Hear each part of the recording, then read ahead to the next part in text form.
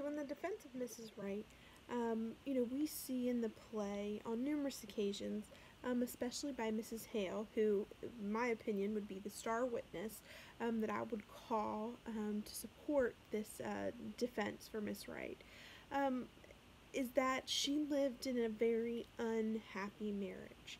And we see that at a few different times when Mrs. Hale is speaking. And Mrs. Hale has really good background knowledge because she knew Mrs. Wright before she ever married her husband. And she claimed that, she never came to see her at their house. Well, she hadn't been there in the last year because it never seemed to be a cheerful place. And then she goes on to say that, but I don't think a place would be any cheerfuler for John Wright being there. So speaking of how Mr. Wright, obviously didn't make things a happy home for Mrs. Wright. Mrs. Hale also goes on to say that they never had any children, and that she likens the bird, which was a thing that sang, as something that Mr. Wright wouldn't like. And she even makes the statement that Mrs. Hale used to sing, and he took that from her as well.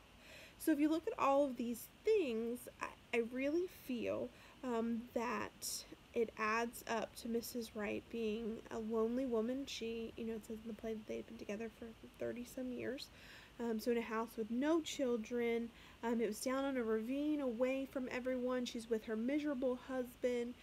She used to sing, and even Mrs. Hale even talks about her white dress with blue ribbons that she used to wear.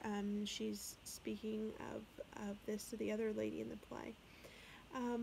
That, I think one night, the night of his death, if you will, that Mr. Wright came in. He was upset with the bird because it was singing, making all this noise, and he decides to go ahead and wring the bird's neck and kill it.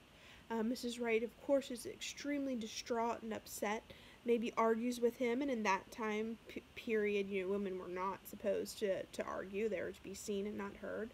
So she argues with Mr. Wright, and, it says that the house was in a disarray. It hadn't been cleaned or anything like that the next morning when the sheriff is there. And they get into a fight, physical, verbal fight. And Mr. Wright, goes to bed after this physical and verbal fight.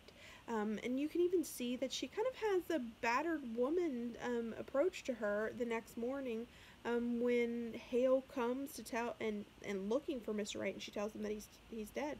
She's sitting very pensively in her chair, folding her apron.